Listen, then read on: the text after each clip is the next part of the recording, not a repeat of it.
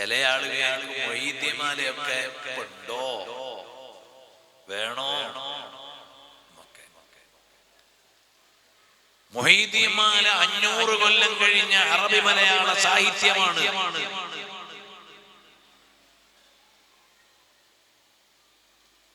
യഥാർത്ഥത്തിൽ 500 കൊല്ലം മുമ്പ് ഇവിടെ ജീവിച്ചിരുന്ന മുസ്ലിമീങ്ങള് അറബി മലയാള ഭാഷ ഉണ്ടാക്കി എന്തിനാ? മാലയും മോദീദ് ഓതാൻ വേണ്ടി. ഖുർആൻ ഓതാൻ അറബി പോരെ,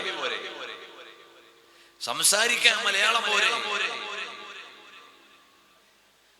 അപ്പോൾ അവർക്ക് മഹത്തുക്കളായ ആളുകളുടെ മനാഖിബ് ചൊല്ലാൻ വേണ്ടി കൂടിയാണ് അറബി മലയാളം ഭാഷയുണ്ടാക്കി. അതിൽ ഏറ്റവും പ്രസിദ്ധമായ കൃതിയല്ലേ മൊഹീദ്ദീമാല.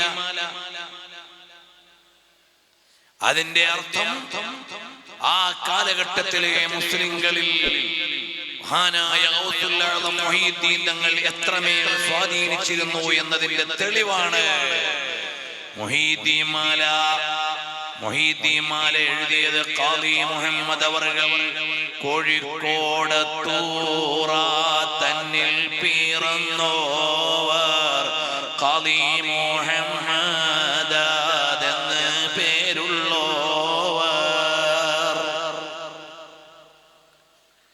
കോഴിക്കോട് ഖാദി മുഹമ്മദ് അവറുകൾ മുഹീദ്ദീമാല എഴുതിയ കാലമേതാണ്? പൊന്നാനിയിൽ മഖ്ദൂമുമാര് ജീവിച്ചിരിക്കുന്ന കാലമാണ്.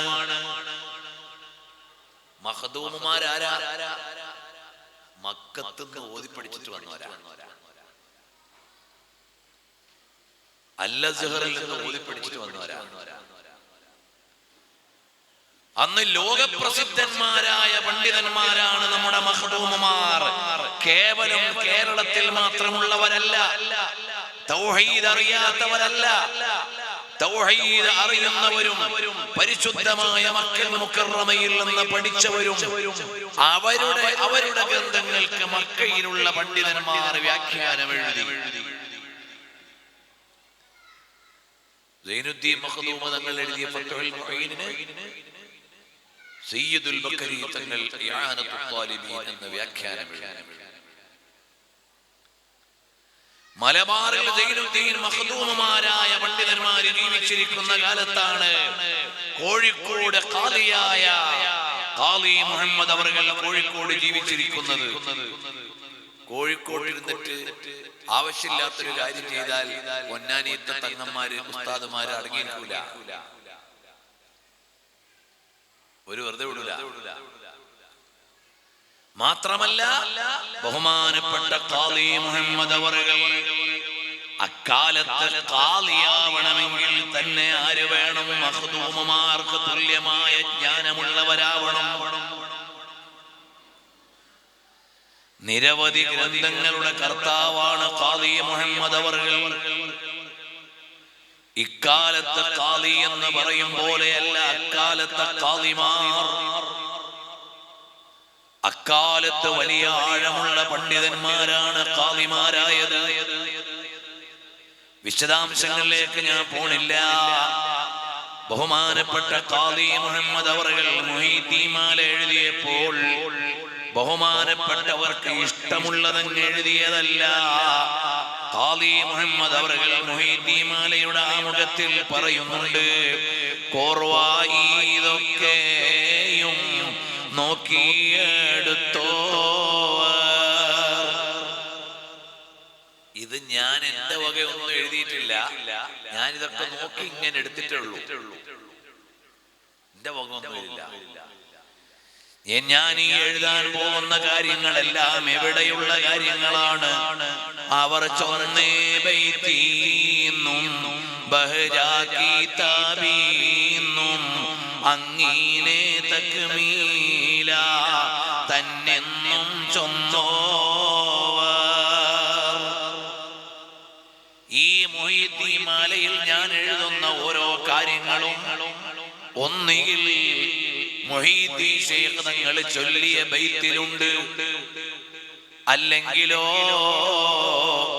ബഹജത്തുൽ അസ്റാർ എന്ന കിതാബിലുണ്ട്.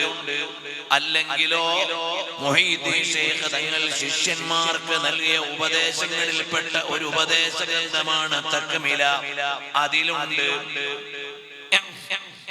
ഈ 3 റഫറൻസുകളിൽ നിന്നാണ് ഞാൻ ഇതെല്ലാം നോക്കിയെടുത്തിട്ടുള്ളത്. എന്റെ വക ഒന്നുമേ ഇല്ല കേട്ടോ. പുതിയ തലമുറ പഠിക്കണം, മനസ്സിലാക്കണം. മൊഹീദ്ദീൻ മാല എഴുതുമ്പോ കോഴിക്കോട് ഖാദി അവറുകൾ എഴുതിയെന്താ, ഞാൻ ഈ എഴുതുന്ന കിതാബിലുള്ളതൊക്കെ 3-4 ഗ്രന്ഥത്തിൽ നിന്ന് ഞാൻ എടുത്തതാണ്. 3-4 റഫറൻസ്. ഒന്ന് മുഹീദ്ദീൻ ശൈഖ് റളിയല്ലാഹു അൻഹു തന്നെ ചൊല്ലിയ ബൈത്ത്, മറ്റൊന്ന് ബഹജത്തുൽ അസ്റാർ എന്ന കിതാബ്, മറ്റൊന്ന് മഹാനായ ഗൗസുൽ തങ്ങളുടെ ഉപദേശം. ഗൗസുൽ തങ്ങൾ സ്വീകരിക്കപ്പെടേണ്ട ആളാണ് എന്നതിൽ ലോകത്ത് ഒരു പണ്ഡിതനും തർക്കമില്ല. ഇബ്നു തൈമിയ്യ വരെ പറഞ്ഞു, കറാമാത്തുകൾ കൊണ്ട് അറിയപ്പെട്ട വലിയ മഹാനാണ് ഗൗസുൽ ആദം തങ്ങൾ. ഇബ്നു തൈമിയ്യ പുത്തനാശയക്കാരുടെ ആശയ കേന്ദ്രമാണ്. അദ്ദേഹം പോലും പറഞ്ഞു, മുഹീദ്ദീൻ ശൈഖ് റളിയല്ലാഹു അൻഹുവിന്റെ കറാമാത്തുകൾ തവാത്തുർ കൊണ്ട് സ്ഥിരപ്പെട്ടതാണ്. അനിഷേധ്യമായ വിധം മുസ്ലിം ലോകം അംഗീകരിച്ചു പോരുന്ന കറാമത്തുകളാണ്. അങ്ങനെയാണ് ഗൗസുൽ ആദം മുഹീദ്ദീൻ ശൈഖ്. അപ്പോൾ ബഹുമാനപ്പെട്ടവർ എഴുതിയ ബൈത്തിനെ കുറിച്ചോ മഹാനവറുകളുടെ ഉപദേശത്തെ കുറിച്ചോ ഇനി ചർച്ച വേണ്ട. മുഹീദ്ദീൻ ശൈഖ് പറഞ്ഞതാണെന്ന് പറഞ്ഞാൽ ഖാദി മുഹമ്മദ് അവർക്ക് വേറെ തെളിവ് ആവശ്യമില്ല. പിന്നെ ഇടയ്ക്കൊരു കിതാബ് പറഞ്ഞല്ലോ, ബഹജത്തുൽ അസ്റാർ. അത് എഴുതിയത് ബഹുമാനപ്പെട്ട അലിയു ശഖ്നൂഫി എന്ന പണ്ഡിതനാണ്. ആ അലിയു ശഖ്നൂഫി ആരാണ്? ബഹുമാനപ്പെട്ടവർ ഹദീസ് ഉദ്ധരിക്കാൻ മാത്രം പോലും യോഗ്യതയുള്ള വലിയ പണ്ഡിതനാണെന്ന് അദ്ദുററുൽ കാമിന എന്ന ഗ്രന്ഥത്തിൽ കാണാം. അപ്പോൾ മുഹീദ്ദീൻ മാലയിൽ പറയാൻ പോണ കാര്യങ്ങളെല്ലാം പണ്ഡിത ലോകത്ത് അംഗീകരിക്കാൻ പറ്റുന്ന കാര്യങ്ങളാണ്, വൈജ്ഞാനിക ലോകത്ത് അറിയിക്കാൻ പറ്റുന്ന കാര്യങ്ങളാണ്. അതുകൊണ്ടാണ് മഹാനായ പതി അബ്ദുൽ ഖാദർ മുസ്ലിയാർ മലബാറിൽ വന്നു. അതെ, ഈ കോഴിക്കോട് വന്നു. ബഹുമാനപ്പെട്ടവർ ഞങ്ങളുടെ അടുത്ത നാട്ടുകാരനാണ് പതി അബ്ദുൽ ഖാദർ മുസ്ലിയാർ. പതിയാരകത്ത് അബ്ദുൽ ഖാദർ മുസ്ലിയാർ ബഹുമാനപ്പെട്ട ഒരു കോഴിക്കോട് വന്നു. കൈമടക്ക് കിട്ടാൻ വേണ്ടി വഴുതിന് പോയ ആളല്ല, സ്വന്തം ചെലവിൽ പ്രസംഗത്തിന് പോയ ആളാണ്. സ്വന്തം ചെലവിൽ ബഹുമാനപ്പെട്ടവര് കോഴിക്കോട് വന്നു. അന്നറിയപ്പെട്ട റംഗൂൺ ലോഡ്ജിൽ ആയിരുന്നു താമസം. ബഹുമാനപ്പെട്ടവരെ നേരിട്ട് കണ്ടവർ ഒരുപക്ഷേ ഈ സദസ്സിലുണ്ടാകും. ഞാൻ നേരിട്ട് കണ്ടയാളല്ല, എന്നേക്കാൾ ബഹുമാനപ്പെട്ടവരെ അറിയുന്നവർ ഇവിടെ ഉണ്ടാകും. ബഹുമാനപ്പെട്ടവർ കൊണ്ടോട്ടിക്കടുത്ത് നെടിയിരുപ്പിൽ ആദ്യം സംവാദത്തിന് വേണ്ടി പോവുകയാണ്. പുളിക്കലിൽ വാഹനം നിർത്തി സുന്നത്ത് ജമാഅത്തിന്റെ വിരോധികളുടെ സ്ഥാപനത്തിലേക്ക് കയറി ചെന്നു. എന്നിട്ട് പറഞ്ഞു, ഞാനാണ് അബ്ദുൽ ഖാദർ മുസ്ലിയാർ പതി, നിങ്ങൾക്ക് മറുപടി പറയാൻ വേണ്ടി വന്നതാണ്. എല്ലാവരും വൈകുന്നേരം അങ്ങോട്ട് വരണം. അങ്ങനെ നെടിയിരുപ്പിൽ പോയി. അന്ന് അവിടെ മുദരിസായി ഉണ്ടായിരുന്ന മഹാനാണ് നെയ്യൻ മുഹമ്മദ് മുസ്ലിയാർ, ചെർള മുഹമ്മദ് മുസ്ലിയാർ എന്നറിയപ്പെട്ടിരുന്ന മഹാൻ. ഞാൻ അവരെ കണ്ടിട്ടില്ല. ഞാൻ വായിച്ചു പഠിച്ചതും കേട്ടുപഠിച്ചതും. അവരുടെ പക്കൽ ബഹുമാനപ്പെട്ട ശംസുൽ ഉലമാ കെ അബൂബക്കർ മുസ്ലിയാർ റഹ്മത്തുള്ളാഹി അലൈഹി മഹാനവറുകൾ വൈജ്ഞാനികമായ കാര്യങ്ങൾ ചോദിക്കാനും പഠിക്കാനും ചെല്ലാറുണ്ടായിരുന്നു. അത്രയും വലിയ അവഗാഹമുള്ള പണ്ഡിതനായിരുന്നു. ബഹുമാനപ്പെട്ട നെയ്യൻ മുഹമ്മദ് മുസ്ലിയാർ എന്നറിയപ്പെട്ട ചെർള മുഹമ്മദ് മുസ്ലിയാർ. അങ്ങനെ ബഹുമാനപ്പെട്ട പതിയ അബ്ദുൽ ഖാദർ മുസ്ലിയാർ ഉസ്താദ് അവറുകൾ വന്ന് ആ നെടിയിരുപ്പ് പള്ളിയിൽ അല്പനേരം വിശ്രമിക്കുമ്പോൾ മുഹീദ്ദീൻ മാല ശിർക്കാണ് എന്ന് പറഞ്ഞ ആളുകൾ ലോറിയിൽ കൊണ്ടുവന്ന് കിതാബ് ഇറക്കുകയാണ്. അപ്പൊ പതിയ ഉസ്താദ് കിടന്നുറങ്ങാം. അപ്പോ നെയ്യൻ മുഹമ്മദ് മുസ്ലിയാർക്ക് വലിയ വേജാർ. ഇന്ന് വൈകുന്നേരം സംവാദം നടക്കേണ്ടതാണ്. നമ്മളെ ഭാഗത്തുള്ള പ്രസംഗകൻ, ഗണ്ണന പ്രസംഗകൻ കിടന്നുറങ്ങാണ്. മറ്റൊരു ലോറിയിൽ ഇങ്ങനെ കിതാബ് കൊണ്ട് ഇറക്കുകയാണ്.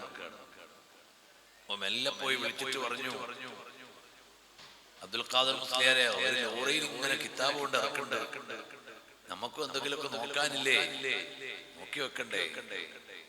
അപ്പൊ പതി അബ്ദുൽ ഖാദർ മുസ്ലിയാർ ചോദിച്ചു, അവരെന്താണ് ചോദിക്കുക എന്ന് ഏത് കിതാബിലാണ് ഉണ്ടാവുക?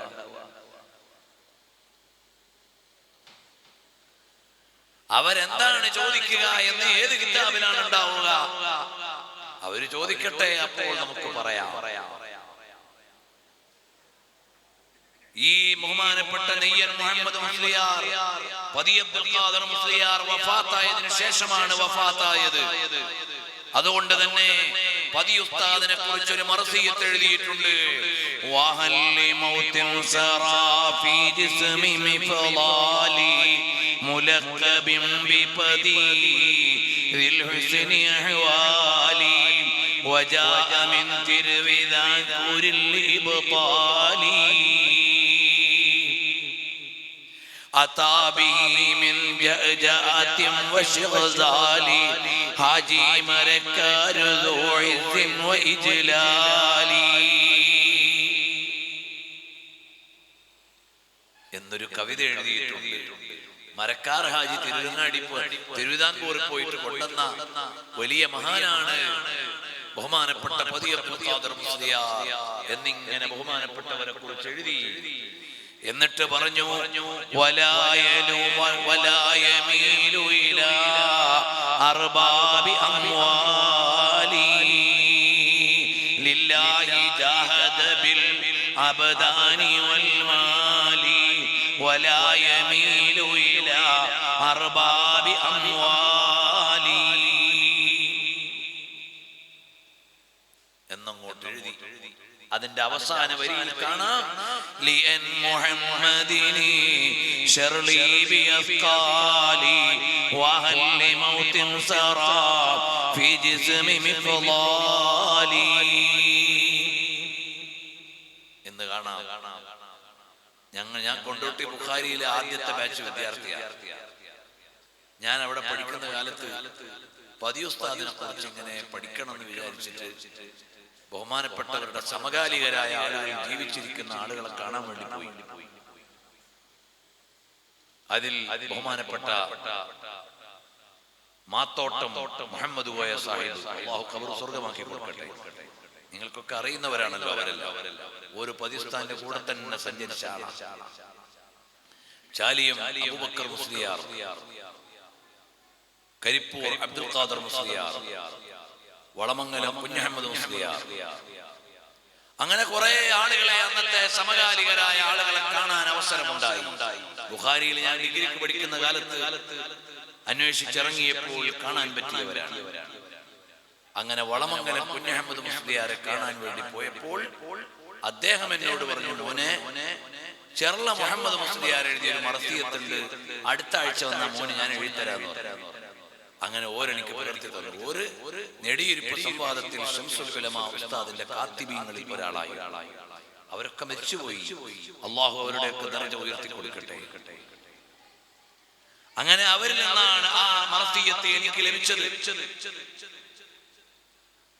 അപ്പോൾ അന്ന് അവർ അനുഭവങ്ങൾ പറയും. ഓരോ സ്ഥലത്ത് പോയി സൈക്കിളിൽ കിതാബ് കെട്ടി വെച്ചുകൊണ്ടുവരുന്നത്.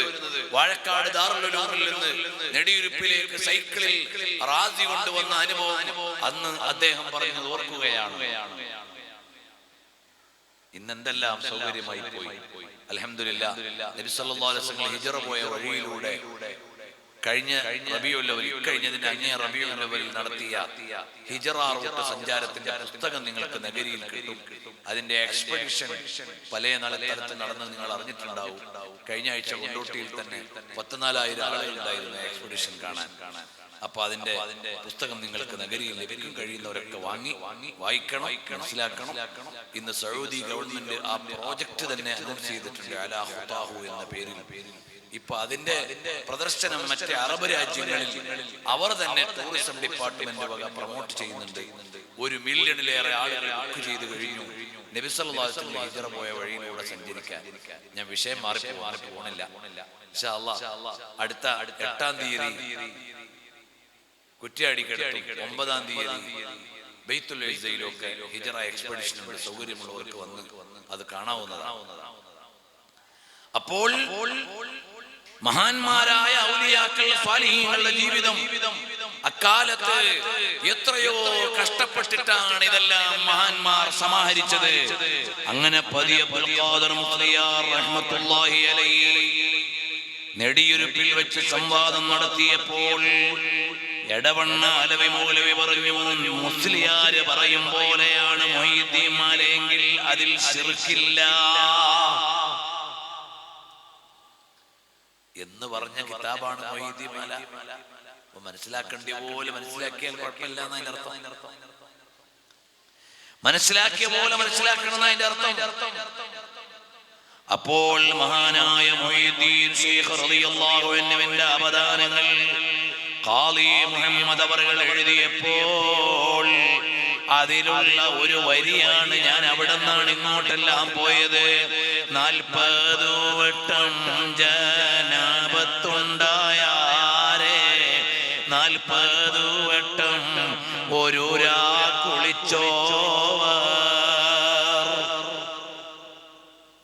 40 വട്ടം ജനാബത്തുണ്ടായി എന്നുള്ളതല്ല അതിലെ കറാമത്ത്. 40 വട്ടം മഹാനവറുകൾ കുളിച്ചു എന്നുള്ളതാണ് അതിലെ പ്രധാന ഭാഗം.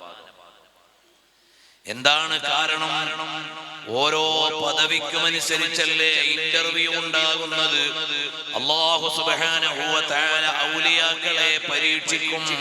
പല വിധത്തിലും പരീക്ഷിച്ചിട്ടാണ് അവർക്ക് അല്ലാഹു തആല പദവികൾ നൽകുക. പരീക്ഷകൾ ഉണ്ടാവും എല്ലാത്തിലും. ബഹുമാനപ്പെട്ട ഉമർ ഖാദി തങ്ങൾ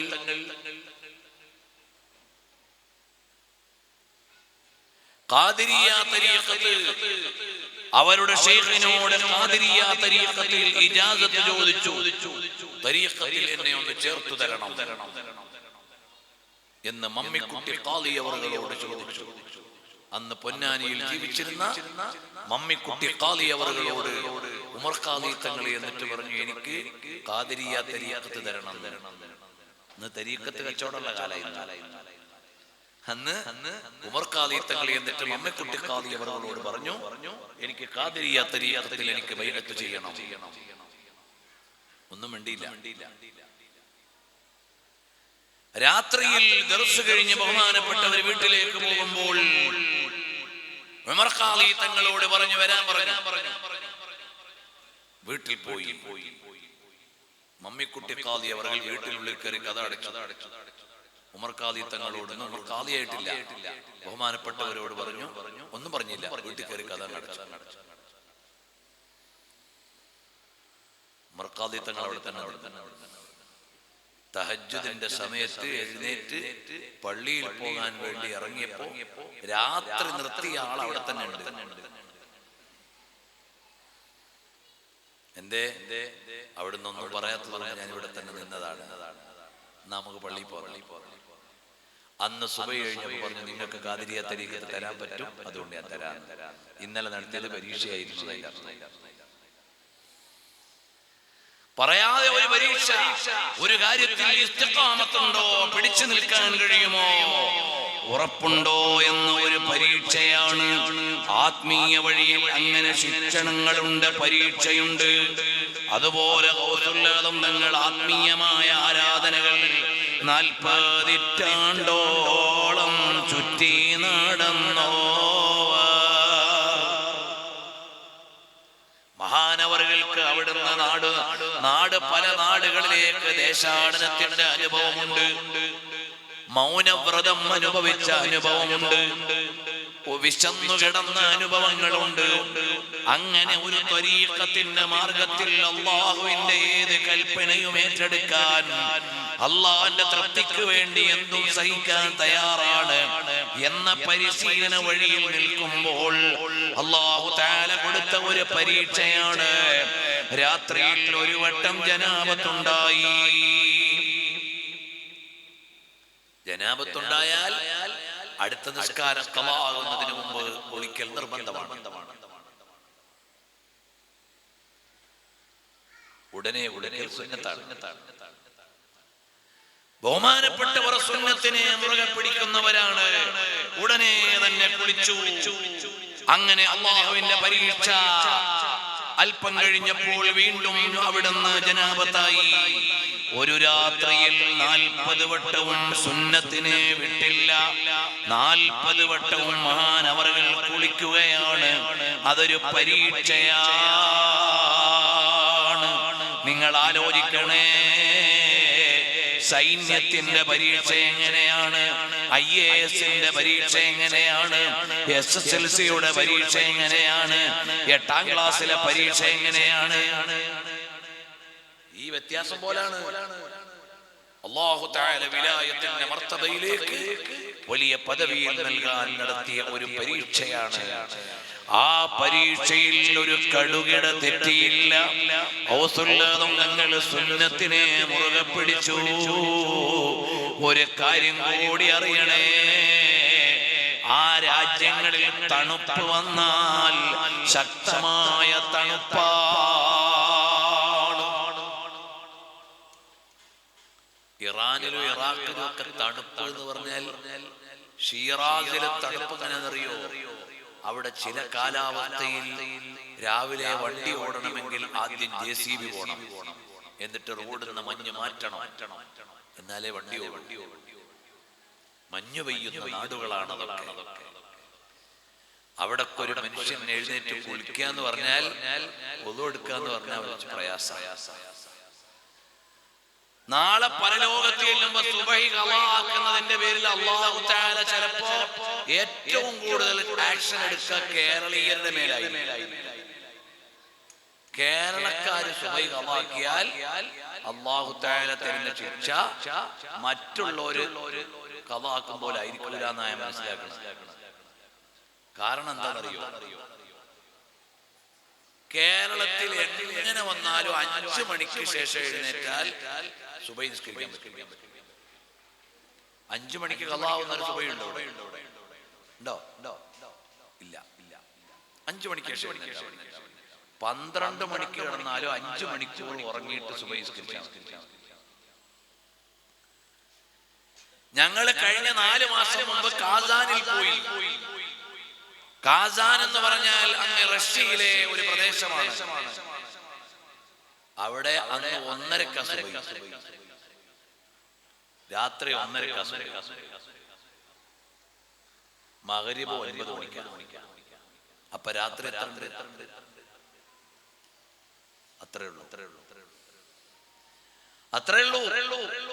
രാത്രി അത്രയും മാത്രമുള്ള പ്രദേശങ്ങൾ 9 മണിക്ക് മഗ്രിബ്, 1:30 സുബഹി.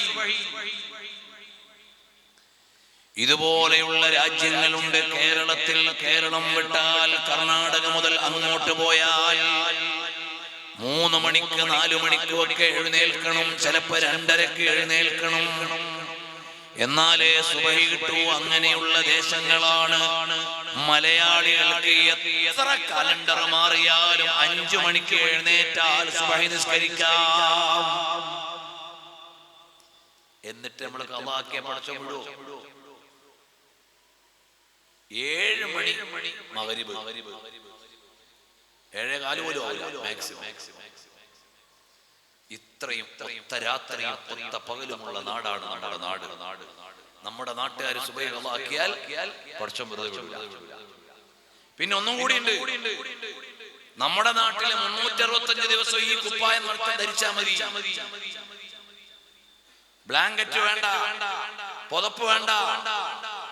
അതേ സമയത്ത് കേരളത്തിന് പുറത്തങ്ങ് നോർത്ത് ഇന്ത്യയിലേക്ക് പോയാൽ ഇതാ ഇനി വരാൻ പോകുന്ന നവംബർ, ഡിസംബർ, ജനുവരി, ഫെബ്രുവരി 4 മാസങ്ങൾ മരം കോച്ചുന്ന തണുപ്പാണ്.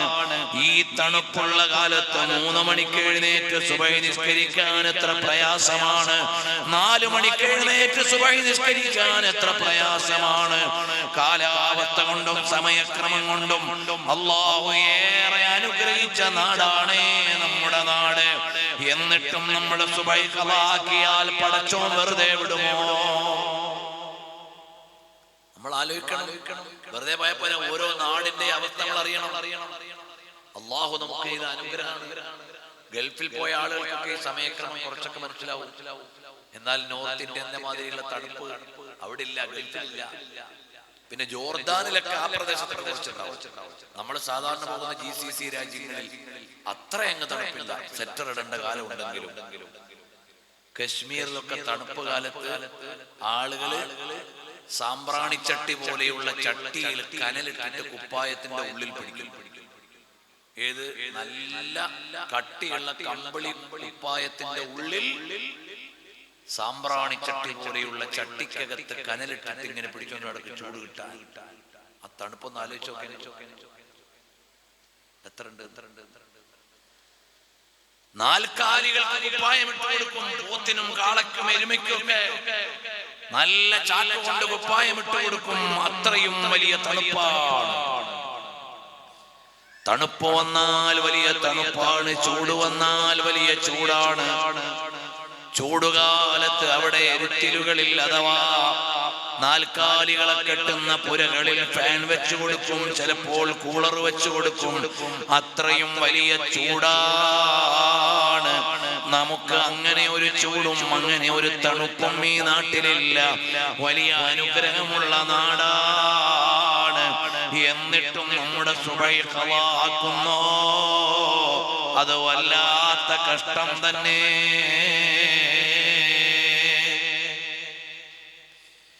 വരട്ടെ, ഗൗസുൽ അഅ്ളം തങ്ങളിലേക്ക് പോകാം.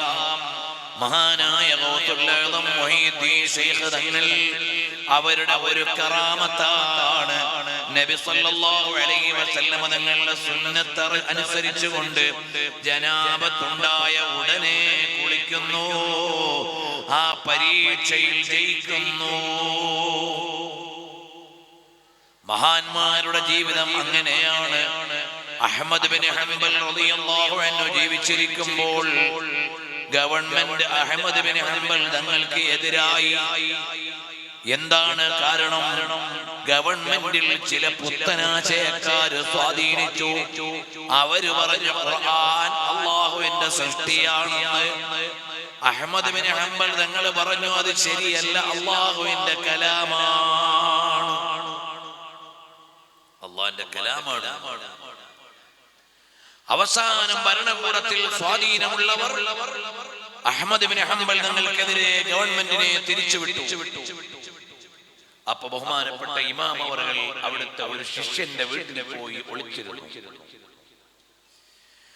3 ദിവസമായപ്പോൾ ബഹുമാനപ്പെട്ടവര് പറഞ്ഞു ഞാൻ ഇവിടെ നിന്ന് പോവുകയാണ്.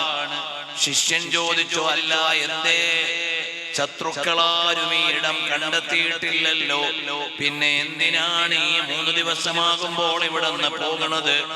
ഉടനെ അഹ്മദ് ബിൻ ഹംബൽ തങ്ങൾ പറയാണ് ഞാൻ നബി സല്ലല്ലാഹു അലൈഹി വസല്ലം തങ്ങളുടെ സുന്നത്തിനെ മുറുകെ പിടിക്കുന്ന ആളാണ്. അവിടുന്ന് സൗർ ഗുഹയിൽ 3 ദിവസമേ ഒളിച്ചു പാർത്തിട്ടുള്ളൂ. അതുകൊണ്ട് ഞാനും അതിലേറെ ഇവിടെ താമസിക്കുന്നില്ല. നബി സല്ലല്ലാഹു അലൈഹി വസല്ലം സുന്നത്ത് ഞാൻ നോക്കിയപ്പോൾ സൗർ ഗുഹയിൽ 3 ദിവസമേ പാർത്തിട്ടുള്ളൂ. ഞാൻ അതിലേറെ ഇവിടെ പാർക്കാൻ ഉദ്ദേശിക്കുന്നില്ല. സുഖകരമായ ഘട്ടത്തിൽ സുന്നത്തുകളെ ഏറ്റെടുക്കുകയും അതുപോലെ തന്നെ പ്രയാസമുള്ള ഘട്ടത്തിൽ സുന്നത്തിനെ ഉപേക്ഷിക്കുകയും ചെയ്യുക എന്റെ മാർഗമല്ല.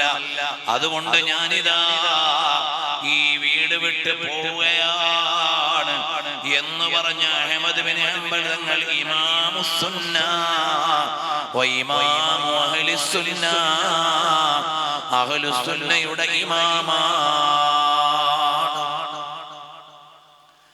അറിയുമോ മഹാനായ ഗൗസുൽ ആദം തങ്ങളുടെ കറാമാത്തുകൾ?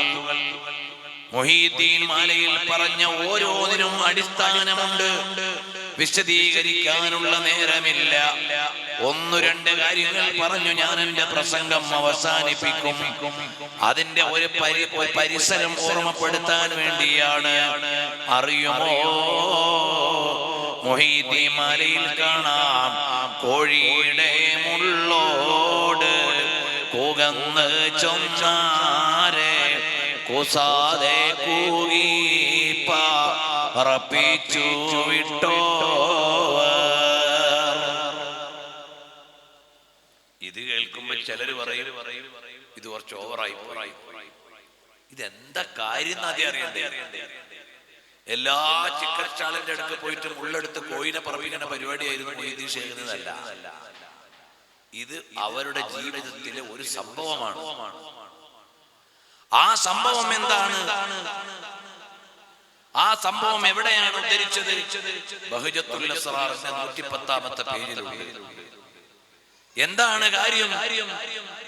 മഹാനായ ഗൗസുൽ ആദം മുഹീദ്ദീൻ അബ്ദുൽ ഖാദിർ ജീലാനി തങ്ങൾ ദർസ് നടത്തുന്ന കാലത്ത് മഹാനവറുകളുടെ അടുക്കൽ പഠിക്കുന്ന ഒരു കുട്ടിയുടെ ഉമ്മ കാണാൻ വന്നു. ബഹുമാനപ്പെട്ടവരുടെ കോളേജ് എന്ന് പറഞ്ഞാൽ നമ്മൾ ഇന്നിവിടെ കാണുന്ന കോളേജ് മാതിരി ഒന്നും കാണണ്ട. ആത്മീയമായ വലിയ ശിക്ഷണം നേടാൻ വരുന്ന ആളുകളാണ് ഇവിടെ. തസവ്വുഫിന്റെ പാഠങ്ങൾ ജീവിതത്തിൽ പകർത്തി സ്വയം ആത്മസംസ്കരണത്തിന് വേണ്ടിയാണ് ആളുകൾ വരിക. അങ്ങനെയുള്ള പാഠശാലയാണ്. ഇൽമു പഠിക്കുമ്പോൾ ഒരു മുതഅല്ലിമിന് വേണ്ട എല്ലാ ശർത്തും പാലിച്ചുകൊണ്ടുള്ള മുതഅല്ലിമീങ്ങളുള്ള ദർസാണ്. അപ്പോൾ നോക്കിയപ്പോൾ ഉമ്മ വന്നപ്പോൾ മുതഅല്ലിം ഉണക്കറൊട്ടി കഴിക്കുകയാണ്.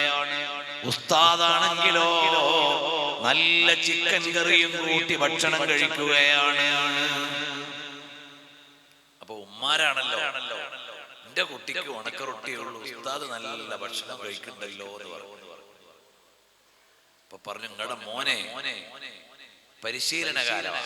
അപ്പൊ നമ്മൾ ഈ സൈനിക ക്യാമ്പുകളിലൊക്കെ പോയി കഴിഞ്ഞാല് പട്ടാളക്കാരാവാൻ വേണ്ടിയുള്ള മനുഷ്യന്മാര് ചെയ്യുന്ന പരിശീലനം എന്തെല്ലാം പരിശീലന!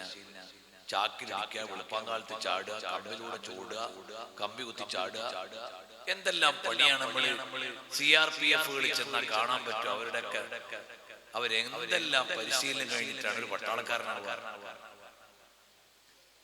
അപ്പൊ അത് കണ്ടു നിന്നാ നമുക്കെന്നെ സഹിക്കൂല. അപ്പൊ ആ ഘട്ടം കഴിഞ്ഞു വന്ന ആളുകൾ ഉണ്ടാവും, വലിയ ഓഫീസർമാര്. അവരിങ്ങനെ പാന്റ് ഷർട്ടും കൂട്ടും ഒക്കെ ഇട്ടോടെ നിൽക്കുന്നുണ്ടാവും. അപ്പൊ അവര് പറയും, മോനെ ഇതൊക്കെ കഴിഞ്ഞിട്ട് ഞങ്ങൾ ഇങ്ങനെ ആയത്, നിനക്ക് ഈ സ്റ്റാറും ഈ സൈനിക പദവിയൊക്കെ കിട്ടണമെങ്കിൽ ഇതൊക്കെ കഴിഞ്ഞു വരണം. കമ്പെന്ന് മണ്ണൊക്കെ, മണ്ണെന്ന് കയറൊക്കെ, കയറുന്ന അങ്ങോട്ടൊക്കെ ചാടണം. അങ്ങനെയല്ലേ മനുഷ്യൻ സൈനിക പരിശീലനം നേടുന്നത്. എന്നാൽ സ്വന്തം ശരീരത്തോട് യുദ്ധം ചെയ്യുന്നവരാണ് ആത്മീയ വഴിയിൽ പ്രവേശിച്ചവർ. അവരാദ്യഘട്ടത്തിൽ വിശപ്പനുഭവിക്കുന്നവരാണ്, ലളിതമായ ഭക്ഷണം കഴിക്കുന്നവരാണ്, ഉണക്കറൊട്ടി കഴിക്കുന്നവരാണ്. ആ കുറഞ്ഞ റൊട്ടി കഴിച്ചൊരു ദിവസം കടന്നു പോകുന്നവർ, അതേ ഭക്ഷണം കഴിക്കാത്ത എത്ര രാത്രിയാണ് ഔലിയാക്കൾ ആത്മീയ പരിശീലനത്തിൽ കടന്നുപോയത്. ആ പരിശീലനമൊക്കെ കഴിഞ്ഞിട്ടാണ് ഞാൻ വന്നത്. നിങ്ങളുടെ മകനും അതുപോലെ പരിശീലനം കഴിഞ്ഞ് വന്നാൽ ഇതുപോലുള്ള ഭക്ഷണം കഴിക്കാം. ഇപ്പൊ ഞാൻ ഭക്ഷണം കഴിക്കുന്നത് ഏത് സ്റ്റേജിലെത്തിയിട്ടാണെന്നറിയോ? അപ്പോൾ കഴിച്ച കോഴിയുടെ മുള്ളൊക്കെ കൂട്ടി വെച്ചിട്ട് അള്ളാഹുവിന്റെ നിശ്ചയപ്രകാരം പറന്നോളാൻ പറഞ്ഞു. അപ്പോൾ അത് കോഴിയായി പറയും. ഇതൊരു കറാമത്താണ്. ഈ കറാമത്തിന് സമാനമായ മുഅ്ജിസത്തുകൾ അമ്പിയാക്കന്മാർക്കുണ്ട്. അല്ലാഹു സുബ്ഹാനഹു വ തആലയോട് പറഞ്ഞാൽ അല്ലാഹു തആല പരിഗണിച്ചുകൊണ്ട് ഇജാബത്ത് നൽകുന്ന പദവിയിലേക്ക് എത്തിയിട്ടുണ്ട്. നിങ്ങളുടെ മകനും പരിശീലനം കഴിഞ്ഞ് ഇവിടെ എത്തിയാൽ ആ മോനും ഇത് കഴിക്കാം. ഈ ഒരു സംഭവം എടുത്തുദ്ധരിച്ചതാണ്, കാവ്യാത്മകമായി എടുത്തുദ്ധരിച്ചു. അങ്ങനെ ഉണ്ടാവുമല്ലോ. നബി സല്ലല്ലാഹു അലൈഹി വസല്ലം തങ്ങളുടെ അടുക്കൽ عطش الناس يوم الحديبية ودهش الناس وجهش الناس نحوه. ഹുദൈബിയ സന്ധിയുടെ അന്ന് ജനങ്ങൾക്കൊക്കെ ദാഹമായി, വെള്ളം കുടിക്കാൻ ഒരു സ്രോതസ്സും ഇല്ല. നബി സല്ലല്ലാഹു അലൈഹി വസല്ലം തങ്ങളുടെ അടുക്കൽ ചെന്നിട്ട് പറഞ്ഞു, നബിയേ, കുടിക്കാൻ വെള്ളമില്ല, വുളു എടുക്കാൻ വെള്ളമില്ല, വെള്ളം കിട്ടാൻ കിണറുകളുമില്ല, ദാഹിച്ചു വലഞ്ഞു നബിയേ സല്ലല്ലാഹു അലൈഹി വസല്ലം തങ്ങൾ അപ്പോൾ ഒരു പാത്രം എടുത്തു. ആ പാത്രത്തിലേക്ക് അവിടുത്തെ വിരൽ വെച്ചു കൊടുത്തു. കൈ വെച്ചു കൊടുത്തപ്പോൾ ഫനബഅ മിൻ ബൈനി അസാബിഇൽ മാ, അവിടുത്തെ വിരലുകൾക്കിടയിൽ നിന്ന് വെള്ളം വന്നു. ഇത് മുഅ്ജിസത്താണ്, അസാധാരണമായ നിലക്ക് അല്ലാഹു കൊടുത്തതാണ്. ഇത് ഇമാം ബുഖാരി റളിയല്ലാഹു അൻഹു ഉദ്ധരിച്ച ഹദീസാണ്. അങ്ങനെ അസാധാരണത്വം അല്ലാഹു തആല അമ്പിയാക്കൾക്ക് നൽകുമ്പോൾ അതിനെ മുഅ്ജിസത്തും ഔലിയാക്കൾക്കാകുമ്പോൾ അതിനെ കറാമത്ത് എന്നും പറയും. وأثبت للأولياء الكرامة فمن نفاها انبذ الكلام. ഔലിയാക്കൾക്ക് കറാമത്തുണ്ടെന്ന് നീ വിശ്വസിക്കണം, അതിനെ നിഷേധിക്കുന്നവന്റെ വർത്താനം കേൾക്കാൻ നിൽക്കണ്ട. അപ്പോൾ നബി സല്ലല്ലാഹു അലൈഹി വസല്ലം തങ്ങളുടെ വിരലുകൾക്കിടയിൽ നിന്ന് വന്ന വെള്ളം ആ സൈന്യത്തിലുള്ള മുഴുവൻ ആളുകളും കുടിച്ചു ദാഹം തീർത്തു, പാത്രങ്ങളിൽ കരുതി. ഇത് മുഅ്ജിസത്താണ്. وأفضل المياه ماء قد نبع من بين أصابع النبي المتبع يليه ماء زمزم فالكوثر ونيل مصر ثم باقي الأنهار. ഈ ലോകത്ത് കിട്ടിയ ഏറ്റവും പുണ്യമേറിയ ജലം നബി സല്ലല്ലാഹു അലൈഹി വസല്ലം തങ്ങളുടെ വിരലുകൾക്കിടയിൽ നിന്ന് വന്ന വെള്ളമാണ്. യലീഹി മാഉ സംസമുൻ, പിന്നീട് പുണ്യജലം സംസം വെള്ളമാണ്.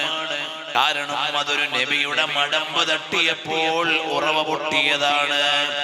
ഫൽ കൗസറു, പിന്നെയാണ് നാളെ പരലോകത്തെ കൗസർ വെള്ളം. വനീലു മിസ്ര, പിന്നെ നൈൽ നദിയിലേത്. സുമ്മ ബാഖിൽ അൻഹറു, പിന്നെ മറ്റു പുഴകളിലേത്. അപ്പോൾ നബി സല്ലല്ലാഹു അലൈഹി വസല്ലം തങ്ങൾക്ക് അത്തരം എത്രയോ മുഅ്ജിസത്തുകൾ, ഔലിയാക്കൾക്ക് എത്രയോ കറാമത്തുകൾ. കമ്മിൻ കറാമാതിഹാ ഖിമ്മിൻക ഖദ് ളറത് കമുഅ്ജിസാതി നബി ഫിൽ വറഷ്തഹറത്. ഖുതുബിയ്യത്തിൽ നമ്മൾ ചൊല്ലിയില്ലേ, എത്രയെത്ര കറാമത്തുകളാണ്. അമ്പിയാക്കളുടെ മുഅ്ജിസത്ത് പോലെ അറിയപ്പെട്ട നിരവധി കറാമത്തുകളുടെ ഉടമയാണ് ഗൗസുൽ ആലം തങ്ങൾ. വഗൗസുക ഹേ ഗൈസ് ഹേ ബാലാ തേരാ, വഗൗസുക ഹേ ഗൈസ് ഹേ ബാലാ തേരാ. അത്രയും ഒരുപാട് കറാമത്തുകളുടെ ഉടമയാണ്. അതിൽ ഒരു കറാമത്താണ് ഇപ്പോൾ എടുത്തു പറഞ്ഞത്. അതിൽ ഒരു ഓവറും ഇല്ല, അതിൽ ഒരധികപ്പറ്റുമില്ല. വായിക്കേണ്ട പോലെ വായിച്ചാൽ അത് ശരിയാണ്. നമ്മളതുകൊണ്ട് കുട്ടികൾക്കൊക്കെ മൊഹീദ്ദീൻമാല പഠിപ്പിക്കണം. പരിപാടി എടുക്കുക മാത്രം പോരാ. പണ്ടൊക്കെ ഉപ്പാപ്പമാര് നല്ല ചൊല്ലുമായിരുന്നു മൊഹീദ്ദീൻമാലയൊക്കെ. ഇപ്പൊ ഉപ്പാപ്പമാരൊക്കെ മറന്നുപോയ മാതിരിയാ. അവ മൊഹീദ്ദീൻമാല ചൊല്ലണം. നമ്മുടെ വീടുകളിൽ മഹാനവറുകളുടെ മനാഖിബുകൾ ചൊല്ലണം. മഹാനവറുകൾ അല്ലാഹു തആല വലിയ പദവി കൊടുത്ത മഹാനാണ്. ഞാൻ പറഞ്ഞു വന്നത് രണ്ടു കാര്യങ്ങളാണ്. ഒന്ന്, ഔലിയാക്കൾ ഈ ലോകത്തിന്റെ യാഥാർത്ഥ്യം മനസ്സിലാക്കി. രണ്ടാമത്തേത്, അവർ നബി സല്ലല്ലാഹു അലൈഹി വസല്ലം തങ്ങളെ വേണ്ട പോലെ പിൻപറ്റി. നമ്മളും ജയിക്കണോ? അത്തിയുല്ലാഹ വഅത്തിയുർ റസൂൽ. ഔലിയാക്കളുടെ പേരും പറഞ്ഞ് മൗലിദോതി ചീരണി വാങ്ങി കഴിച്ചു പോയാൽ പോരാ, അവര് പോയ വഴിയിലൂടെ സഞ്ചരിക്കണം. അവര് പോയ വഴി സുന്നത്തുകളെ മുറാഅത്ത് ചെയ്യുക. നമ്മുടെ ജീവിതത്തിൽ സുന്നത്തുകളെ പകർത്തുക. അതാണ് എല്ലാ ഔലിയാക്കളും ചെയ്തത്. നമ്മുടെ ജീവിതത്തിൽ നബി സല്ലല്ലാഹു അലൈഹി വസല്ലം തങ്ങളുടെ ചര്യകളെ പകർത്തണം. നമ്മൾ പറയും പുതിയ കാലം എങ്ങനെയാണ്, പുതിയ കോലം എങ്ങനെയാണ്, പുതിയ നാട് എങ്ങനെയാണ്. നമുക്ക് ഒഴിവ് കഴിവ് പറയാൻ കുറെ ന്യായം ഉണ്ടാവും. ഒഴിവ് കഴിവ് പറയാൻ കുറെ ന്യായം ഉണ്ടാവും. ഉമ്മമാരെ, മഹാനായ ഗൗസുല്ലാഹ് തങ്ങളുടെ ചരിത്രം വായിക്കുമ്പോൾ മുഹീദ്ദീൻ മാലയെ നിങ്ങൾ ഓതിയില്ലേ? കള്ളം പറയല്ലെന്നുമ്മ ചൊന്നാരെ, കള്ളന്റെ കയ്യില പൊന്നു കൊടുത്തോവർ. എത്ര വലിയൊരു പാടാണ് അത്. ചൊല്ലിപ്പാടുള്ള വരിയല്ല, പഠിച്ച് പ്രയോഗിക്കാനുള്ള ആശയമാണ്. എന്താണതിൽ? മഹാനായ മുഹീദ്ദീൻ അബ്ദുൽ ഖാദിർ ജീലാനി തങ്ങളുടെ ഉപ്പ നേരത്തെ തന്നെ മരണപ്പെട്ടു പോയി. ഒരാള് എന്ന് പറഞ്ഞ ആ ആള് പാകപ്പെട്ടു വരുന്നതിന് പിന്നിൽ ഒരുപാട് ഘടകങ്ങൾ ഉണ്ടാവും. ഗൗസുല്ലാഹ് തങ്ങൾ ആരാണ്? ഉമ്മ വഴിയും ഉപ്പ വഴിയും നോക്കിയാൽ ഹസനിയും ഹുസൈനിയുമാണ്. വാപ്പ വഴി ഹസനിയാണ്, ഉമ്മ വഴി ഹുസൈനിയാണ്. അന്തൽ ഹുസൈനിയ വൽ ഹസനിയ കുന്തമാ അബൻ വ ഉമ്മൻ ശരീഫൈനി ഖദ് ഇജ്തമാ. അതൊരു നിയോഗ. പിന്നെ പരമ്പര നോക്കിയാല് സിദ്ദീഖിയുമാണ്, ഫാറൂഖിയുമാണ്, ഉസ്മാനിയുമാണ്. എല്ലാ പരമ്പരകളിലേക്കും എത്തിച്ചു. കാരണം ഈ പറയപ്പെട്ടവരൊക്കെ നബി സല്ലല്ലാഹു അലൈഹി വസല്ലം അഹ്ലുൽ ബൈത്തിൽ നിന്ന് വിവാഹം കഴിച്ചിട്ടുണ്ട്. സിദ്ദീഖ് റളിയല്ലാഹു അൻഹു, ഉമർ ഫാറൂഖ് തങ്ങൾ, ഉസ്മാൻ ഇബ്നു അഫ്ഫാൻ തങ്ങൾ, അലി റളിയല്ലാഹു അൻഹു പറയണ്ടല്ലോ. അലി അള്ളാഹിന്റെ മക്കളാണല്ലോ ഹസനും ഹുസൈനും റളിയല്ലാഹു അൻഹുമാ. പിന്നെ പറയണ്ടില്ല. അവൻ നബി സല്ലല്ലാഹു അലൈഹി വസല്ലം തങ്ങളോട്, 4 ഖലീഫമാരോട് എല്ലാം പരമ്പരയെത്തുന്ന മഹാനാണ്. അതൊരു വലിയ നിയോഗമാണ്. അപ്പൊ നല്ലൊരു തറവാട്ടിൽ ജനിച്ച് നല്ല ചിട്ടയിൽ വളർന്ന് ഇങ്ങനെ പോവാണേ. അപ്പോൾ ഒരു ദിവസം മഹാനവറുകൾ ഇങ്ങനെ പോകുമ്പോൾ വീട്ടിലെ നാൽക്കാലിയുടെ പിന്നാലെ നടന്നു പോകുമ്പോ നാൽക്കാലി പറഞ്ഞു, മോനെ, കളിക്കാൻ വേണ്ടിയല്ല പഠിച്ചിട്ടുള്ളത്, പഠിച്ചോ എന്നൊരു അശരീരി കേൾക്കുകയാണ്. ചെറുപ്പത്തിൽ തന്നെ ബിശാറാത്തുകൾ ഉണ്ടാവും, ശുഭലക്ഷണങ്ങൾ. അങ്ങനെ ഉമ്മ, വാപ്പ മരിച്ചുപോയ കുട്ടിയാണ്, അഥവാ ഭർത്താവ് മരിച്ചുപോയി. ഈ കുഞ്ഞിനെ നല്ല പഠിപ്പിക്കണം. ഇവിടെ നല്ല ആലിമീങ്ങളില്ല. ഇറാനിലെ ജീലാനിലാണല്ലോ ഉള്ളത്. അന്ന് വിജ്ഞാനത്തിന്റെ തലസ്ഥാനം ബഗ്ദാദാണ്, ഇറാഖിലെ ബഗ്ദാദാണ്. ബഗ്ദാദിലേക്ക് വിടണം. നമ്മൾ വിചാരിക്കുക നമുക്ക് തൽക്കാലം ഗൾഫിൽ പോയി നല്ല പൈസക്കായി എന്റെ മോനെ ദർസ് വിടാൻ കിട്ടൂല, ആരാന്റെ ചോറ് കഴിഞ്ഞാൽ വിടാൻ പറ്റൂല എന്നൊക്കെ ചില ആൾ വലിയ കൊമ്പ് പറയും. അത് കൊമ്പ് മാത്രം. ബഹുമാനപ്പെട്ട മകൻ, പ്രിയപ്പെട്ട മകനെ, 14 വയസ്സുള്ള മോനെ വീട്ടിൽ നിന്ന് ബഗ്ദാദിലേക്ക് വിടുകയാണ്.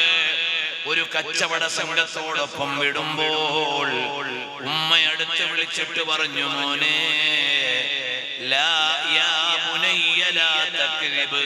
മോനെ കള്ളം പറയല്ലേ മോനെ, യാ ബുനയ്യ ലാ തക്ദിബ്, കുഞ്ഞുമോനെ കള്ളം പറയല്ലേ മോനെ. യാ ബുനയ്യ ലാ തക്ദിബ്, കുഞ്ഞുമോനെ കള്ളം പറയല്ലേ. ഇന്നൽ മുഅ്മിന ലാ യക്ദിബ്, മുഅ്മിനായ മനുഷ്യൻ കള്ളം പറയൂല. ഈ വസിയ്യത്ത് കൊടുത്തിട്ടാണ് കുട്ടിയെ ഓതാൻ വിടുന്നത്. മോനെ മോനെ ഓതാൻ പോയിക്കോ, കള്ളം പറയാൻ പാടില്ല, കള്ളം പറയരുത്. ബഗ്ദാദിൽ ചെന്നാൽ ചെലവഴിക്കാനുള്ള ചെലവിനുള്ള സ്വർണ്ണ നാണയം കുപ്പായത്തിൽ തുന്നി വെച്ച് കൊടുത്തിട്ടുണ്ട്. കച്ചവട സംഘത്തോടൊപ്പം പോവുകയാണ്. വഴിയിൽ കൊള്ളക്കാർ കടന്നു പിടിച്ചു. വഴിക്കൊള്ളക്കാർ. ഇന്നും വികസനമെത്താത്ത പല രാജ്യത്തും ഇങ്ങനെ വഴിക്കൊള്ളക്കാരുണ്ട്. ഞങ്ങൾ ഒരിക്കൽ അൽജീരിയയിൽ ചെന്നപ്പോ ഓർഗലയിൽ നിന്ന് സ്വഹാബത്തിന്റെ ഖബറുള്ള സ്ഥലത്തേക്ക് പോകാൻ ചോദിച്ചപ്പോ അവര് പറഞ്ഞു, രാത്രി പോകരുത്, വഴിക്കൊള്ളക്കാരുള്ള സ്ഥലമാണ്, മുത്താഴുത്തരിയെ കൊണ്ട് പോകരുത്. പിന്നെ ഞങ്ങൾ ഒരിക്കൽ ബസറയിൽ ചെന്ന് അനസ് ബിൻ മാലിക് തങ്ങളുടെ അടുക്കലേക്ക് പോകാൻ ചോദിച്ചപ്പോൾ ബസറക്കാർ പറഞ്ഞു, ഇപ്പൊ പോരുത്, വഴിയിൽ കൊള്ളക്കാരുണ്ടാവും. അവിടൊക്കെ യുദ്ധം കഴിഞ്ഞ് ആകെ കെടുതിയിൽ കിടക്കുന്ന നാടാണല്ലോ. പിന്നെ ഒരുപാട് സ്ഥലം വിജനമായി ഓടേണ്ടി വരും. അങ്ങനത്തെ പ്രദേശങ്ങളാണ്. അങ്ങനെ പല നാടുകളിലും വന്യമായ സ്ഥലത്ത് കൊള്ളക്കാരുണ്ടാവും. അവ ബസറയിൽ ചെന്ന് ചോദിച്ചപ്പോ ഇക്കാര്യം ഓർമ്മ വന്നുപോയി. കൊള്ളക്കാര് കാഫിലകളെ കൊള്ളയടിക്കുന്നവർ മറ്റു പല രാജ്യത്തും ഉണ്ടാവും. അപ്പോൾ ബഹുമാനപ്പെട്ടവരെ പോയ സംഘത്തെ കൊള്ളയടിച്ചു കൊള്ളക്കാർ. അവസാനം ഈ മോനെയും വിളിച്ചു അബ്ദുൽ ഖാദറിനോട് ചോദിച്ചു, മോന്റെ അടുത്ത് വല്ലതും ഉണ്ടോ? അപ്പൊ ഉമ്മ പറഞ്ഞ വസിയ്യത്തുണ്ട്, ഇന്നൽ മുഅ്മിന ലാ യക്ദിബ്, മുഅ്മിനായ മനുഷ്യൻ കളവ് പറയൂല എന്ന് ഉമ്മ പറഞ്ഞിട്ടുണ്ട്. ഞാൻ ഇവരോട് എങ്ങനെ കളവ് പറയും? ഞാൻ പറഞ്ഞു, എന്റെ കയ്യിൽ പൊന്നു നാണയമുണ്ട്. എവിടെ? ആ കുപ്പായത്തിനുള്ളിലുണ്ട്, എടുത്തു കൊടുത്തു. അപ്പൊ ആ ഉറച്ച ഈമാനോടെ സത്യം പറഞ്ഞപ്പോൾ കൊള്ളക്കാരുടെ മനസ്സിൽ മാറ്റമുണ്ടായി. അവരാലോചിച്ചു, എന്തായിരിക്കും ഈ കുട്ടി ഇങ്ങനെ പറഞ്ഞത്? എന്താ മോനെ ഞങ്ങളോട് അങ്ങനെ പറഞ്ഞ് ശരി പറഞ്ഞ് രക്ഷപ്പെടാതെ, കളവ് പറഞ്ഞ് രക്ഷപ്പെടാതെ ശരി പറയാൻ കാരണം? എന്റെ ഉമ്മ എന്നോട് പറഞ്ഞു, ഇന്നൽ മുഅ്മിന ലാ യക്ദിബ്, മുഅ്മിനായ മനുഷ്യൻ കളവ് പറയൂല. അതുകൊണ്ട് ഞാൻ പറഞ്ഞതാ. അപ്പോൾ അവരുടെ മനസ്സിന് മാറ്റമുണ്ടായി.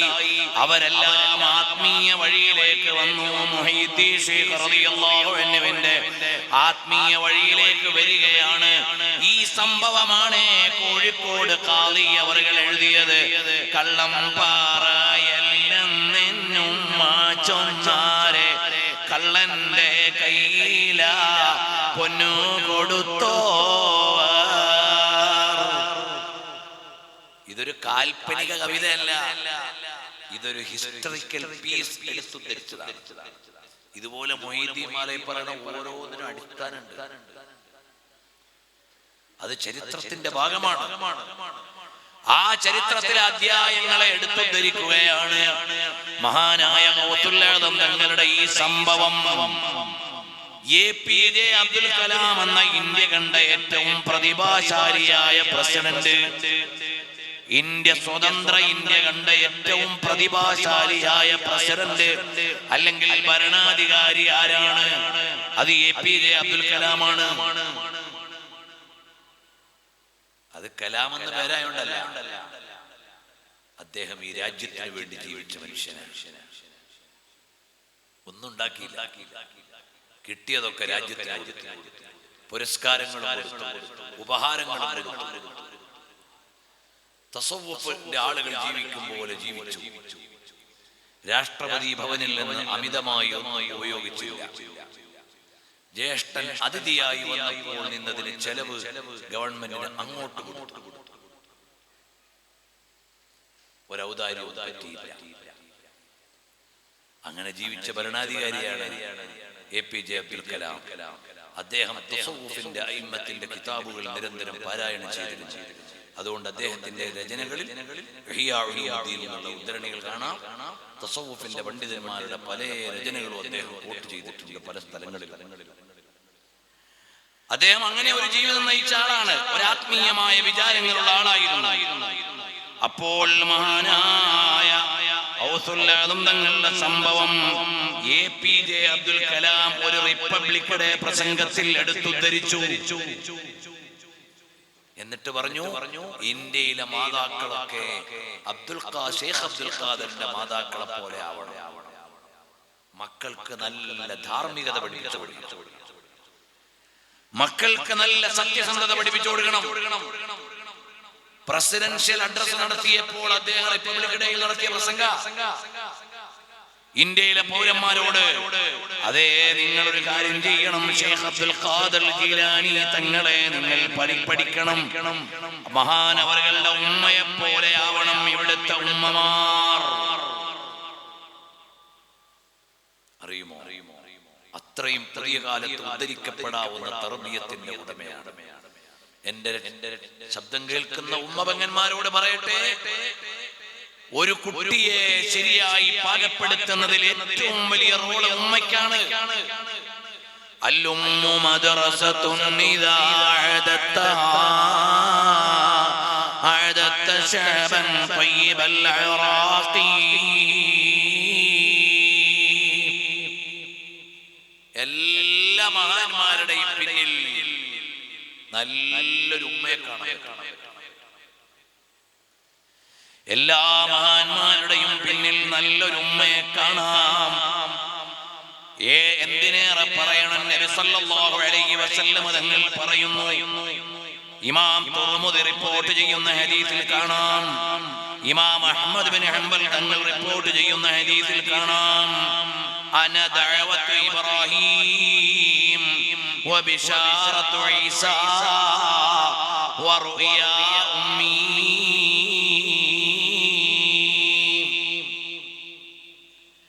അന ദഅവത്തു ഇബ്രാഹീം, ഞാൻ ഇബ്രാഹീം നബിയുടെ പ്രാർത്ഥനയുടെ ഫലമാണ്.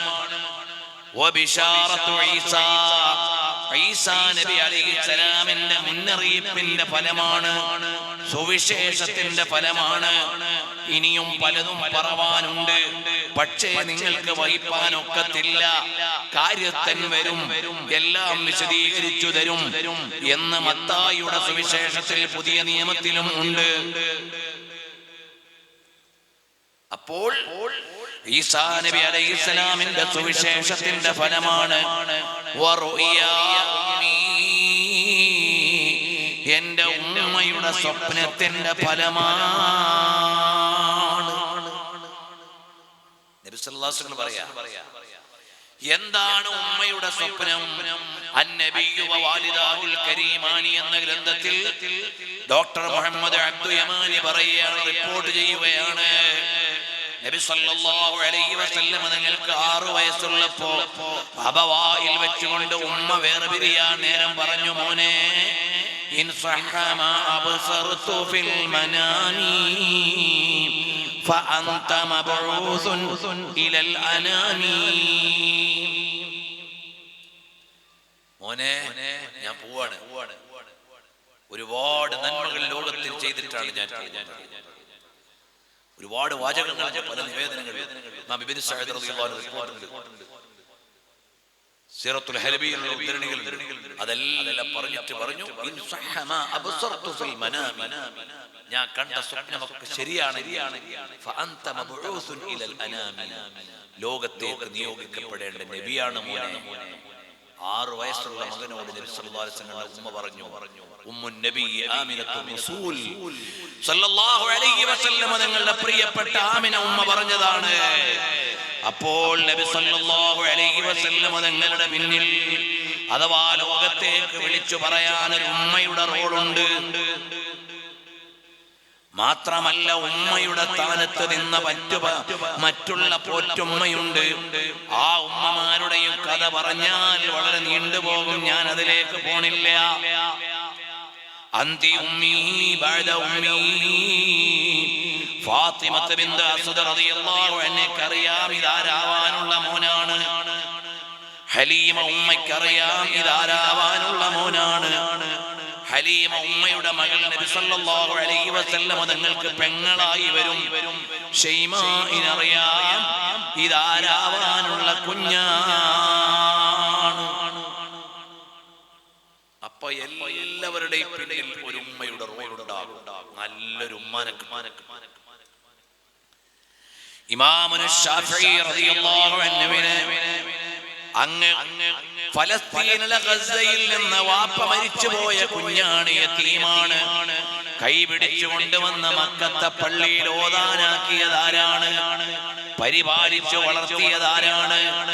വലുതായപ്പോൾ മോനെ എനിക്ക് ആഖിറത്തിലേക്ക് വേണമെന്ന് പറഞ്ഞതാരാണ്? ഉമ്മുൽ ഇമാം ശാഫിഈ ഇമാമിന്റെ ഉമ്മയാണ്. ഉമ്മമാരറിയണം, ഉമ്മമാരറിഞ്ഞിട്ടേ കാര്യമുള്ളൂ. കുഞ്ഞിനെ കൊണ്ടുവന്ന് മക്കത്തെ പള്ളിയിൽ ഓതാനാക്കി. 10 വയസ്സായപ്പോ മദീനത്തെ പള്ളിയിൽ ഓതാൻ വിട്ടു. പിന്നീട് 14 വയസ്സായപ്പോൾ തന്നെ എല്ലാ ഫത്വയും കൊടുക്കാൻ യോഗ്യനായി. അവസാനം യമനിലെ ഖാദിയായിട്ട് തിരിച്ചു വരുമ്പോൾ വലിയ ഉപഹാരങ്ങൾ കൊണ്ടുവരികയാണ്. അമ്മാവന്മാരുണ്ട്. ഉമ്മ ഹറമിന്റെ അതിർത്തിയിലേക്ക് പോയി മകനെ സ്വീകരിക്കാൻ. കാരണം അന്ന് മോൻ വരുന്നത് എല്ലാവരും അറിയും.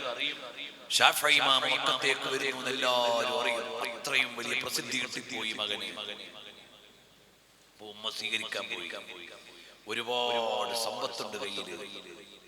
ഉമ്മ പറഞ്ഞു, മോനെ ഞാൻ മോനെ വിട്ടത് ഇവനല്ല, ഇതൊന്നും ഉമ്മക്ക് വേണ്ട. ഇതെല്ലാം കൊണ്ടാണ് മോൻ വരുന്നതെങ്കിൽ മോനിതൊന്നും വീട്ടിലേക്ക് കയറ്റേണ്ടതില്ല. അപ്പൊ ശാഫിഈ ഇമാം റളിയല്ലാഹു അൻഹു പറഞ്ഞു, ഉമ്മ ഇതൊന്നും എനിക്ക് പൂതി ഉണ്ടായിട്ട് കൊണ്ടുവന്നതല്ല, എന്നെ പോറ്റി വളർത്തിയ ഉമ്മക്കൊരു സന്തോഷാവട്ടെ എന്ന് വിചാരിച്ചു കൊണ്ടുവന്നതാണ്. ഉമ്മക്ക് വേണ്ടെങ്കിൽ അതിനു മുമ്പേ എനിക്ക് വേണ്ട. അതൊക്കെ മക്കത്തെ ഫുഖറാക്കൾക്ക് ദാനം ചെയ്തിട്ടാണ് മകൻ വീട്ടിലേക്ക് കയറിയത്. ആരാണ് തർബിയത്ത് ചെയ്തത്? ഉമ്മയാണ്. ആ ഉമ്മാന്റെ തർബിയത്തിലാണ് ഇമാമുന ശാഫിഈ തങ്ങൾ ആലിമു ഖുറൈശിൻ യംലഉ തിബാഖൽ അർളി ഇൽമാ, പ്രപഞ്ചം മുഴുവനും അറിവ് കൊണ്ട് അറിയപ്പെട്ട മഹാനായി മാറി ഇമാമുന ശാഫിഈ റളിയല്ലാഹു അൻഹു. അറിയുമോ? നമ്മൾ മറന്നു പോകുന്നു.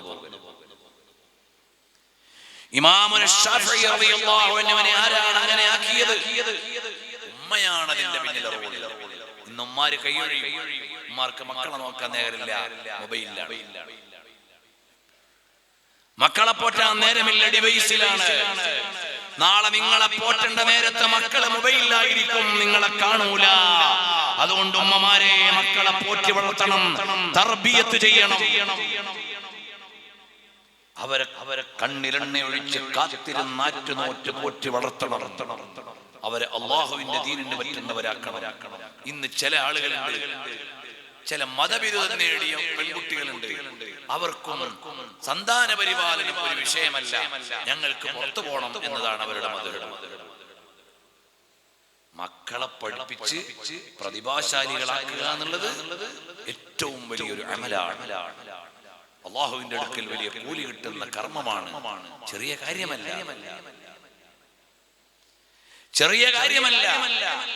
വീട്ടിൽ നിന്ന് മക്കളെ ആറ്റുനോറ്റ് പോറ്റിയിട്ട് നബി സല്ലല്ലാഹു അലൈഹി വസല്ലം തങ്ങൾക്ക് ഇഷ്ടപ്പെട്ട ഒരു മോനാക്കി വളർത്തിക്കൊണ്ടുവന്നാൽ ഉമ്മാത് ചെറിയ കാര്യമല്ല, വലിയ കാര്യമാണ്. നിങ്ങൾ എത്ര വലിയ ഉദ്യോഗം ചെയ്യുന്നതിനേക്കാളും വലിയ ഉദ്യോഗമാണ് നിങ്ങളുടെ പള്ളയിൽ കൈകാലുകൾ മുളച്ച് രൂപപ്പെട്ട് നിങ്ങൾ ആറ്റുനോറ്റ് നൊന്ത് വളർത്തിയ പൊന്നുമോനെ അല്ലാഹുവിനും റസൂലിനും ഇഷ്ടമുള്ള ഒരു മോനാക്കി കൊണ്ടുവന്നാൽ ആ ഉമ്മ ജയിച്ചുപോയി. മക്കളെ പോറ്റണം. കുറച്ച് വേദന ഉണ്ടാവും, കുറച്ച് പ്രയാസം ഉണ്ടാവും. പരിഷ്കാര കാലത്ത് വിവാഹം വേണ്ട, വിവാഹം കഴിഞ്ഞാലും കുഴപ്പമില്ല, പ്രസവം വേണ്ട, പ്രസവം കഴിഞ്ഞാലും വേണ്ടില്ല, മക്കളെ നോക്കാൻ വയ്യ എന്ന് പറയുന്ന പുതിയ തലമുറ മറ്റെന്തോ വഴികളിലൊക്കെ പുണ്യമുണ്ട് എന്ന് വിചാരിച്ചു പോവുകയാണ്. ഇത് വലിയ കാര്യമാണ്. ഇത് ചെറിയ കാര്യമല്ല, ഇത് വലിയ കാര്യമാണ്. അതുകൊണ്ട് മക്കളെ ആറ്റുനോറ്റ് വളർത്തി നല്ല മക്കളാക്കി കൊണ്ടുവരണം. അത് വലിയ ഇബാദത്താണ്. ഇമാമുൽ അഅ്ളം അബൂ ഹനീഫ റളിയല്ലാഹു അൻഹുവിനെ ആരാണ് ഇത്ര വലിയ ഇമാമാക്കിയത്? വേറെ ആരുമല്ല, ഉമ്മയാണ്.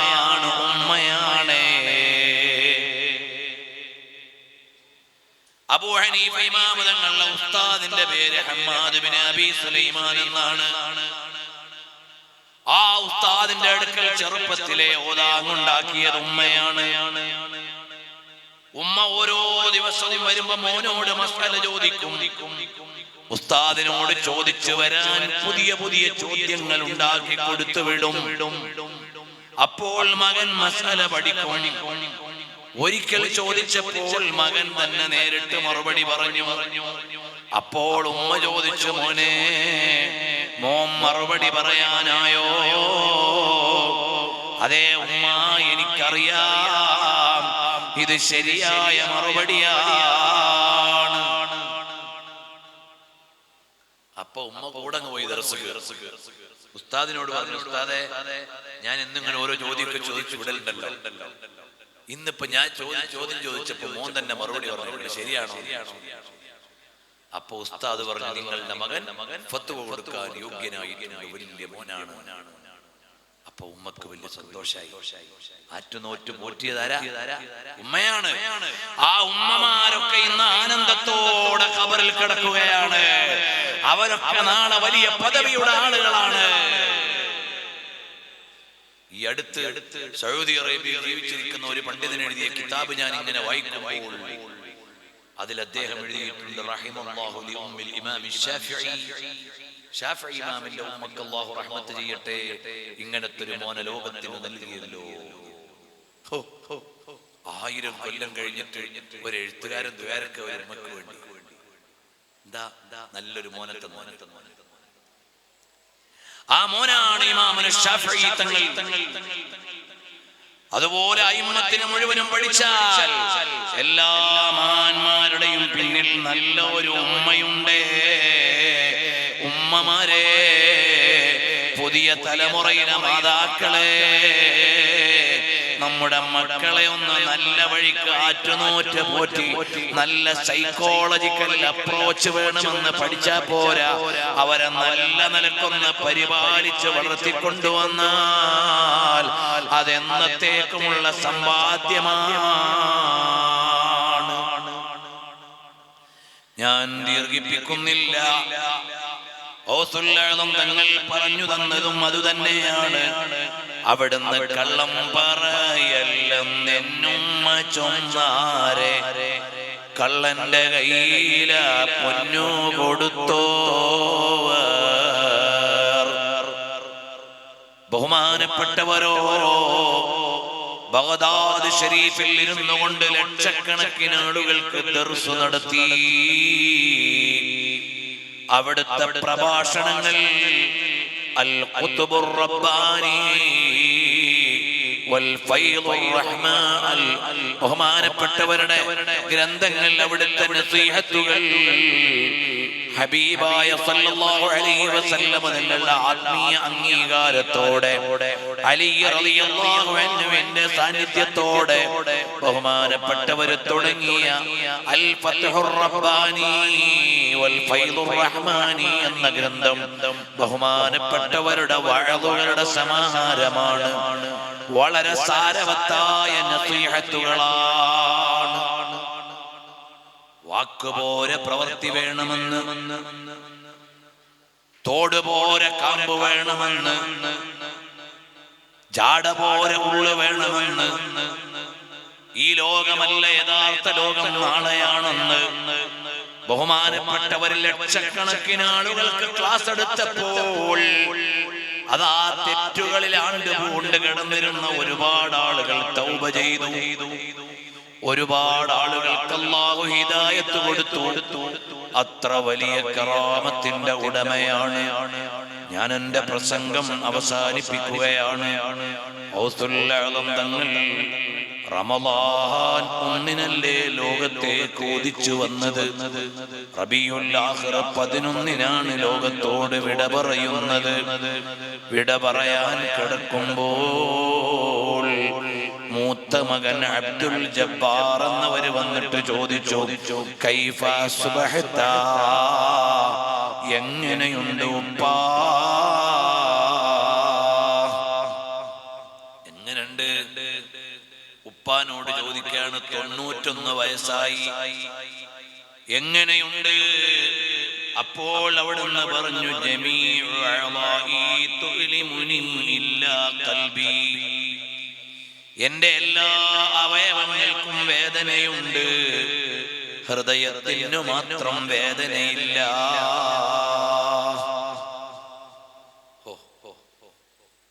അതാണ് ഔലിയാക്കൾ. അതുകൊണ്ടാണ് മുഅ്മിനീങ്ങളായ ആളുകൾക്ക് അല്ലാഹു ഈ ലോകത്ത് ചെയ്യുന്ന റഹീമിയത്തിന്റെ റഹ്മത്തേതാ, അല്ലാ തഖാഫു വലാ തഹ്സനു വഅബ്ശിറു ബിൽ ജന്ന. റഹ്മാനിയത്തിന്റെ റഹ്മത്തല്ല, അതെല്ലാം റഹീമിയത്തിന്റെ റഹ്മത്ത് മുഅ്മിനീങ്ങൾക്ക് ഖാസ്സാണ്, പ്രത്യേകമാണ്.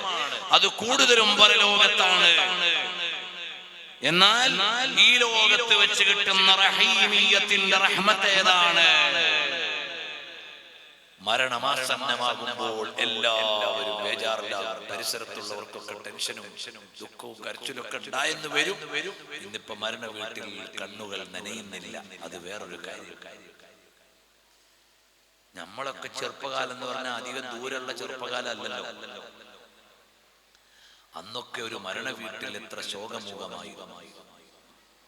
ഇന്ന് മരണ വീട്ടിൽ എവിടെ ശോകത, ഇന്ന് മരണ വീട്ടിൽ എവിടെ ദുഃഖം, ഇന്ന് മരണ വീട്ടിൽ പോലും കരയാനാണ്.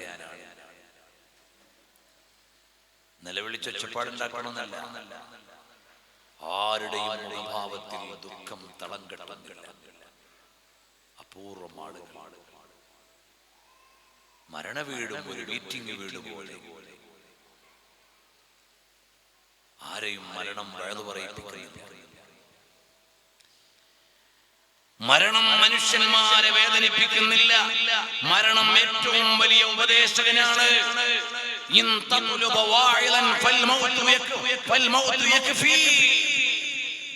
വഴുതു പറയാൻ മരണം മരണം നമ്മൾ ആരെങ്കിലും നമ്മുടെ സ്വന്തം മരണത്തെ കുറിച്ച് ആലോചിച്ച് ദുഃഖിച്ച് പടച്ചോനോട് ചേർന്നിട്ട്, പടച്ചോനെ ഞാൻ മരിച്ചു, ഞാൻ മരിച്ചു, ഇന്ത്യക്ക് എന്താണ്, ഞാൻ എപ്പോഴാ മരിച്ചു,